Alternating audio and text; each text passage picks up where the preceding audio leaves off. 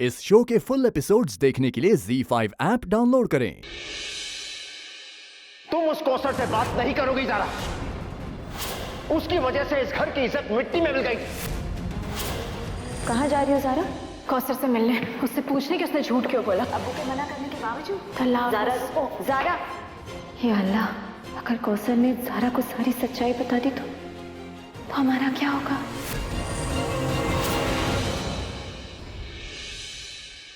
पता चला किसने ये खबर मीडिया को दी है? हाँ, हमें पता चला। मीडिया को तुमने शामिल किया ज़रा। क्या? तमाशा खड़ा करने के लिए। हमने उस आदमी से वादा किया कि उसके घर की इज्जत अब हमारी जिम्मेदारी होगी, और तुमने क्या किया? मीडिया को शामिल करके हमारे वादे की धज्जियां उड़ा दी है तुमने।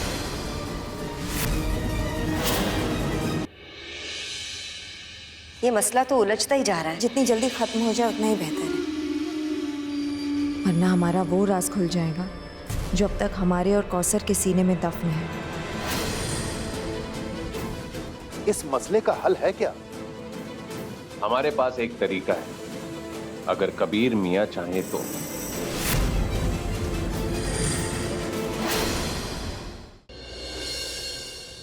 वो वही लड़की है जिसने कॉलेज में मुझे सबके सामने इंसल्ट किया था। Please help me out. So tell me, कर पाओगी?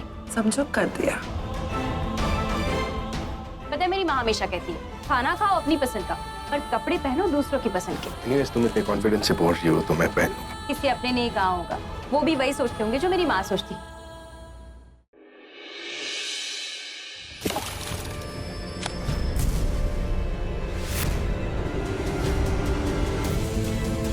ये पत्थर किसने फेंका है? मारो पत्थर उसको।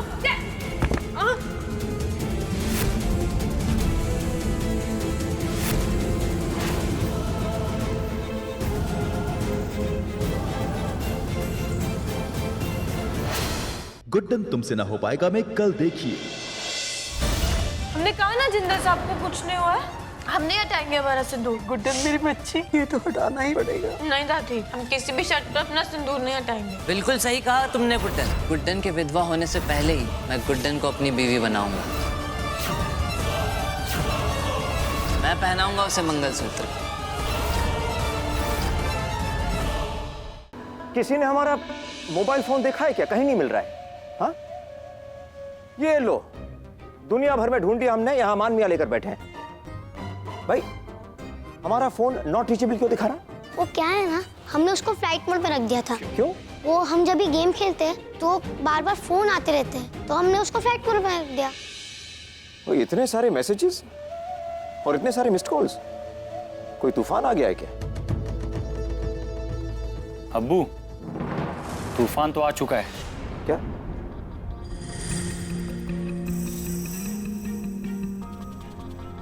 ये देखिए।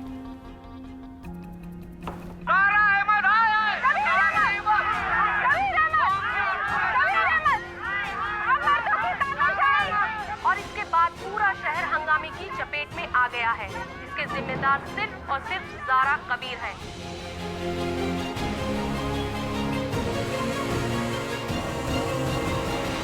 या अल्लाह, ये सब क्या हो रहा है?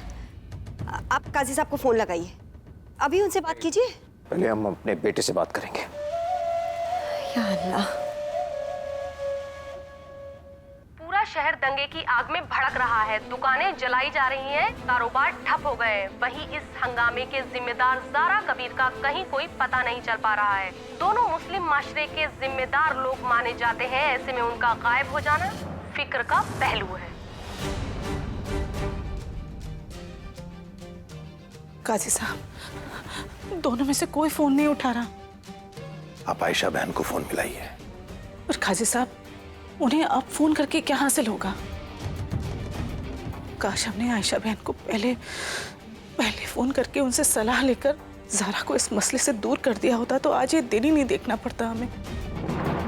ये सब ज़ारा की जिद का नतीजा है काजी साहब। ना वो कबीर मियाँ की बात सुनती है, ना ही हमारी कोई बात मानती है। पता नहीं इस समय कबीर मियाँ पे क्या बीत रही होगी। इन सब की जिम्मेदार ना हमारी ज़ारा ही है और कोई नहीं। बेगम, यहाँ बैठकर किसी भी नतीजे की चोटी पर पहुंचने का कोई फायदा नहीं है। सबसे पहले हमें ज़ारा से बात करनी होगी और ये समझना होगा कि मामला क्या है। और अगर हम भी भीड़ की तरह ही ज़ारा को जिम्मेदार ठहराने लग जाएंगे तो हमारी बच्ची का साथ कौन देगा? सच कहें बेगम तो सबसे पहले हमें इस हंगामे के पीछे के जिम्मेदार को देखना होगा कि है वो कौन। सब कुछ प्लान के मुताबिक हो रहा है रिजवान मियां। पूरा शहर ज़ारा कबीर के खिलाफ नारे लगा रहा है। वाह रिजवान मियां वाह, पूरे शहर को 2 हिस्सों में बांट के रख दिया। मान गए भाई आपको। अब क्या होगा? अब नेशनल शरिया बोर्ड इरफान सिद्दीकी मतलब हमारे चचा जान पर दबाव डालेंगे कि कबीर अहमद को शहर काजी के ओहदे से निकाल फेंके, और उन्हें यह करना पड़ जाएगा। उसके बाद शहर काजी की गद्दी खाली। वेदिका जी, हम हमारी आर्या को कुछ नहीं होने देंगे। मैं तुम दोनों की जिंदगी से कभी नहीं जाने वाला। आज रात के बाद तुम्हारी बेटी के लिए सबसे बड़ा सच होने वाला है, खासकर सुहाग रात। आर्या का क्षितिज के साथ शादी करना है ये आर्या का प्रतिशोध या क्षितिज की कोई नई घिनौनी चाल? क्या वेदिका और साहिल मिलकर ला पाएंगे क्षितिज का असली चेहरा आर्या के सामने? जानने के लिए देखिए आपके आ जाने से की अगली कड़ी। गुड्डन तुमसे ना हो पाएगा में कल देखिए। मैं तुमसे शादी करके ही रहूंगा गुड्डन। मैं अब पागल खाने में क्या कर रहा हूँ? मुझे यहाँ से जल्द निकलना होगा। को लगता है लक्ष्मी जी सच में ये शादी करने वाले हैं? मतलब जिंदल साहब की पत्नी है, कुछ ना कुछ तो उपाय निकाल कर रहेगी।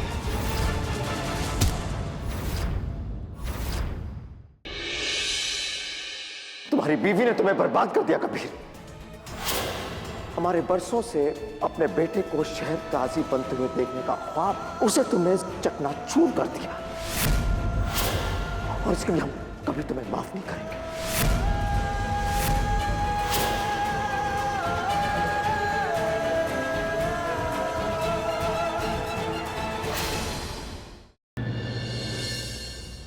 क्यों होने दिया मैंने उसे अरेस्ट? मैंने उस लड़की की मदद नहीं की जो मुझे प्रज्ञा की याद दिलाती है, उस बेटी की याद दिलाती है जिसे मैंने कभी नहीं देखा। प्राची ने कुछ नहीं किया, वो जेल में नहीं रहेगी। तुम भूल गई कि तुम्हारी इस घर में पोजीशन क्या है, थोड़ा रिस्पेक्ट क्या दे दिया अपने आप को। तुम बहुत कुछ समझने लगी हो, और ऐसे हाथ उठाने का हक सिर्फ एक माँ को होता है। जिस दिन उस घायल शैनी को ये पता चल गया ना, ऋत्विक को ऋषभ ने नहीं, तुमने मारा है, तुमने।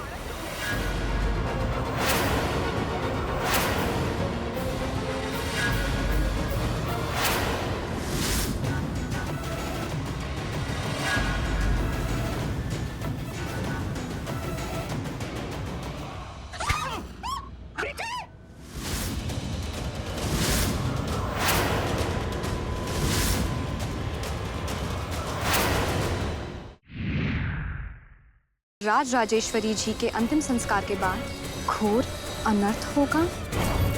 वो चुड़ैल और शक्तिशाली हो जाएगी, जिसे चाहे उसे मार पाएगी।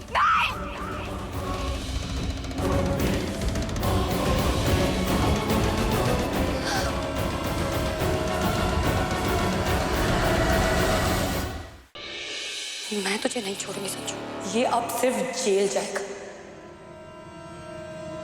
चलो। रुको पूर्वा, संजू को छोड़ो, क्योंकि पूरा सच क्या है ये तुम भी नहीं जानती।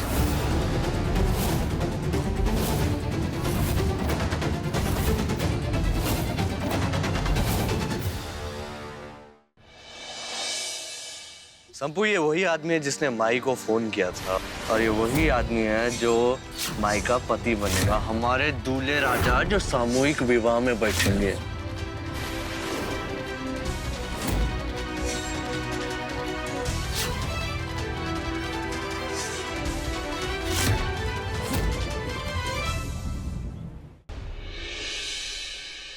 अगली बार ऐसा बोलने से पहले आप सोच लीजिएगा कि आप ये मेरी पत्नी और इस घर की छोटी बहू के बारे में बोल रहे हैं। क्या शान इन मुश्किलों के भंवर से निकलकर रोक पाएगा अस्मिता और हृदय की शादी, या वक्त का तराजू फिर लेगा एक अनोखा मोड़? जानने के लिए देखते रहिए ये तेरी गलियां, सोमवार से शुक्रवार शाम 7 बजे।